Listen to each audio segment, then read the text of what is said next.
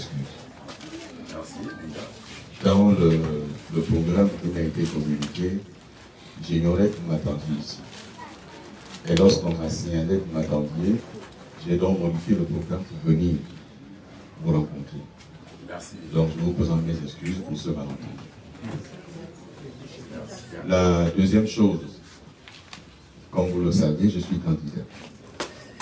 Je suis candidat à l'élection présidentielle du 12 avril 2025. Et je porte un message de rupture. Je porte le message de la rupture avec un système auquel j'ai appartenu, mais qui n'a pas aidé la population à s'épanouir.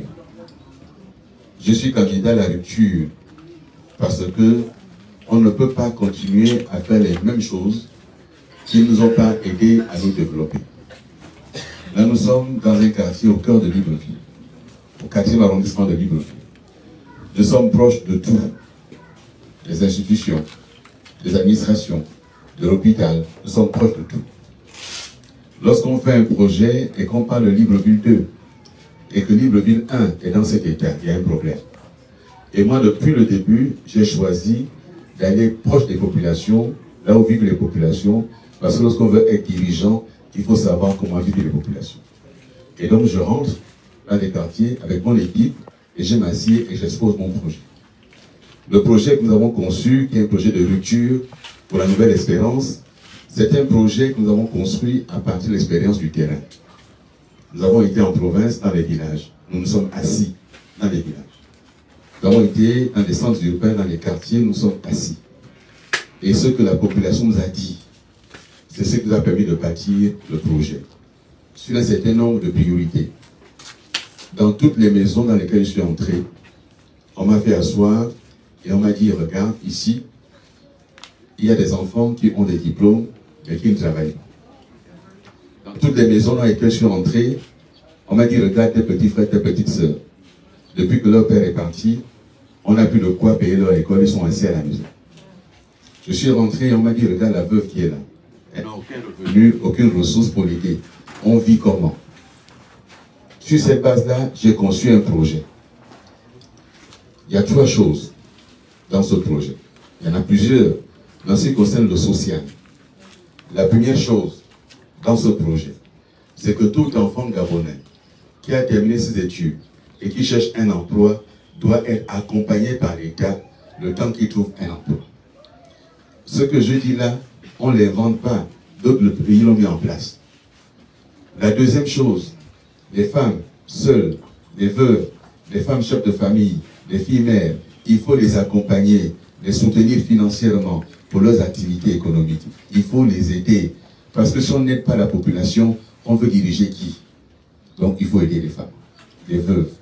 Mais aussi le troisième âge, les personnes âgées qui vivent seules sans ressources, l'État doit les accompagner. Et enfin, troisième chose, on met en place un système pour que les populations gabonaises arrivent à obtenir de la part de l'État un soutien. Ces populations gabonaises, on les identifie et on met en place un soutien 150 000 francs par mois pour ces populations-là, pour les aider à sortir de la pauvreté et de s'en sortir elles-mêmes grâce à l'État. Voilà ce que nous mettons en place. Et ces choses-là, chaque fois que j'en parle, on me dit oui, mais il va trouver les financements où? Mais les financements, ils existent. Dès qu'il s'agit de parler de ceux qui n'ont rien, on vous dit que ce n'est pas possible. Mais dès qu'il s'agit pour ceux qui sont en haut, de prendre leurs primes, de prendre tous les salaires, de faire des gros avantages de l'État, là, il y a l'argent. Dans ce qui nous concerne ici, nous avons des sources de financement claires dans le budget de l'État. On va supprimer certaines institutions. Le Gabon a le manganèse. Le Gabon a le bois. C'est la richesse du pays. Il n'y a pas quelqu'un qui a planté ça dans le sol. C'est Dieu qui a donné cette richesse pour la population gabonaise. Il faut que la population gabonaise profite de sa propre richesse. Donc on prend cette partie-là, on prend cet argent pour aider la population gabonaise. Donc voilà ce qui est l'essentiel du projet. Et puis la santé. La gratuité des soins de santé. La CNAMGS, etc. Ce sont des choses qu'il y a dans mon projet. Donc voilà ce que je voulais dire très rapidement, chère population. Désolé encore, Vous m'avez attendu, je suis venu pour vous écouter également. Merci de votre attention.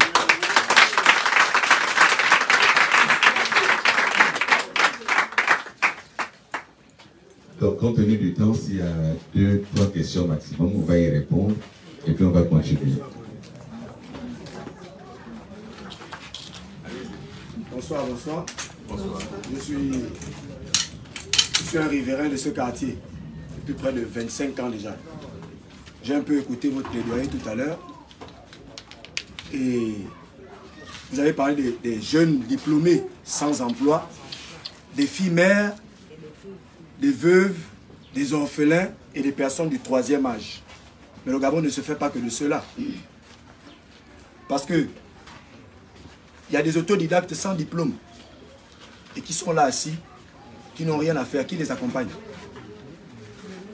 Parce que ça, vous n'avez pas évoqué ça. Ceux-là qui les accompagnent. C'est la seule question que je voulais poser pour le moment. Bien. J'expose rapidement un projet, mais si je le lis dans les détails, la première chose, tous ceux qui ont été à l'école ne sont pas sortis avec un diplôme. Mais tout enfant gabonais doit avoir un métier. Donc pour ceux-là déjà, l'État met en place un système d'apprentissage pour qu'ils aient un métier. Et quand ils ont un métier, l'État les accompagne. Soit ils trouvent un emploi, soit ils s'installent eux-mêmes à leur propre compte avec l'aide de l'État. C'est ce qui est prévu. Quand je parle ici de 150 000 francs, c'est aussi une allocation chômage, ceux qui cherchent un emploi. Mais attention, il faut pouvoir faire la preuve qu'on cherche un emploi et au bout d'un temps, si tu n'as pas trouvé, on t'installe et tu ne bénéficies plus de ça. Parce que la réalité, c'est que nous mettons en place un système qu'il faut pouvoir financer. Profession coiffure, jusqu'à peu de contraire, vous faites de la campagne. Et moi, j'aurais que vous me souteniez dans le sens de pouvoir aider à mes enfants à me soutenir dans la coiffure, mon matériel que j'ai besoin pour utiliser. Alors, maman, je fais la campagne pour être président. Je ne fais pas la campagne pour distribuer l'argent dans les quartiers. Il faut qu'on se comprenne. Ce que je dis là, c'est une fois élu président, on va aider la population, on va soutenir la population. Je ne fais pas campagne pour distribuer l'argent, je n'en ai pas. Je dis, si vous me votez demain, voici le projet et les choses que je mettrai en place pour aider la population. Vous nourrissez les enfants, vous avez, vous savez faire la coiffure, c'est très bien. L'État doit vous accompagner à la fois parce que vous êtes mère sans ressources, déjà, parce que vous avez des enfants.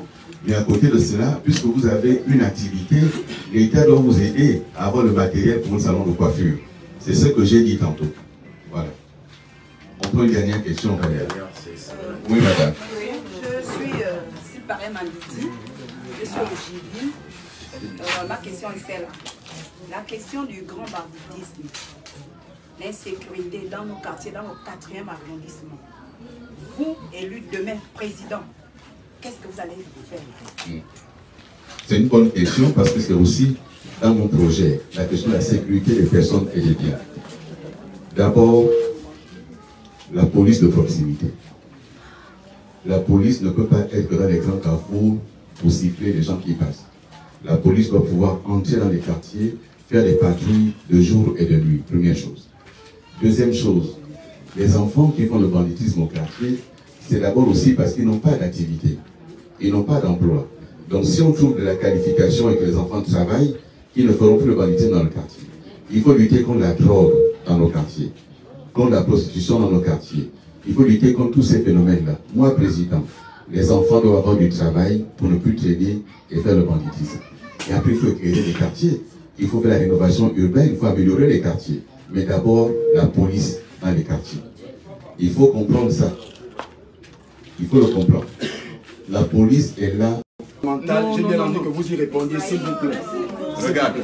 Elle n'a pas encore parlé. Toi, tu veux le parler. C'est pas comme ça qu'on fait. Il veut sa réponse. Il veut sa réponse.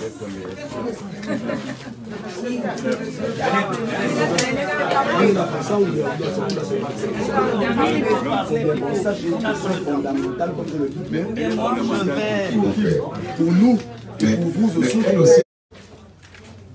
Il est bien beau d'être candidat, nous ne sommes pas contre.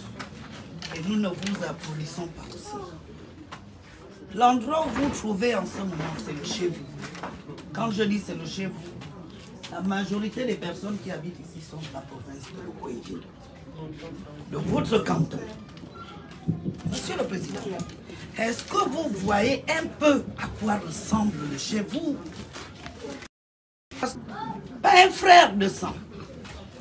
Après le départ de votre très cher petit frère, c'est un Pongoué qui n'est pas parenté à moi. Aujourd'hui, qui m'a trouvé de l'emploi. Moi, ça me ferait très mal. Ne pas aller mettre votre visage dans le bulletin, mettre dans l'urne. Ça me fera très mal. Mais aujourd'hui, je suis à la vice-primature, grâce à Barreau Chambrier. Entre-temps, j'aurais voulu dire, aujourd'hui, que si je trace la chair de poule. Je vais te répondre. Monsieur le Président, on ne se limite pas là. Je vais aller un peu plus loin, toujours dans le cadre familial. Depuis le départ... Attends. Je suis... S'il vous plaît. Je suis candidat à l'élection présidentielle. Si vous avez des problèmes de famille à régler avec moi, j'ai une famille, on s'assoit, on parle en famille. Parce que ce que vous posez comme problème là ne concerne pas le capot. Ça vous concerne, ça me concerne en famille. Donc si vous avez un Congolais qui fait du travail, c'est un Gabonais. Vous avez fait sa politique, vous l'avez soutenu. Depuis que je suis en politique, vous ne m'avez jamais soutenu. Bien sûr. Voilà. Donc il faut... Non, maman. Non, il faut dire la vérité. Il faut dire la vérité. Donc tu m'attends ici en disant, je ne t'ai pas tout le travail. Je t'ai répondu qu'un ministre ne peut pas tout le travail selon les gens de sa famille. Parce que quand on est ministre, on est ministre de la République. Et il y a des Gabonais à qui j'ai trouvé du travail. Ils existent. Donc si vous avez un problème personnel à gérer avec moi, vous le dites. Là, ce n'était pas une question générale, c'est une question personnelle. Oui, monsieur. Vous avez déjà le dossier du pays en tant que Premier ministre et plusieurs fois de postes gouvernementaux. Hein? Vous aviez déjà le dossier de ce pays. Mais, et en regardant un peu les gens qui vous entourent, ça veut dire que vous avez une cote de popularité. Mais pourquoi ne pas avoir pris cette cote de popularité, le savoir que vous avez de ce pays, et essayer de travailler de connivence avec le CTRI, de telle sorte qu'on puisse avancer d'une même allure? Mais parce que je ne suis pas le CTRI. Je ne suis pas le CTRI. Le CTRI, c'est les militaires qui ont fait pour l'État, ils gèrent le pays. Je ne suis pas le CTRI. Je suis candidat pour mettre en place ma propre politique. Et eux, ils mettent la leur. Chacun a sa vision du pays. J'ai ma vision, ils ont leur vision. Voilà. Ok, merci, monsieur le Président. On a terminé. Merci, monsieur le Président.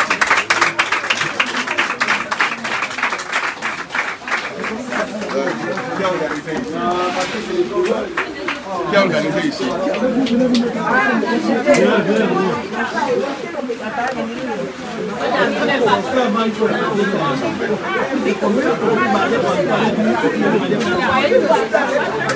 Vous ne pouvez pas embrigader les gens.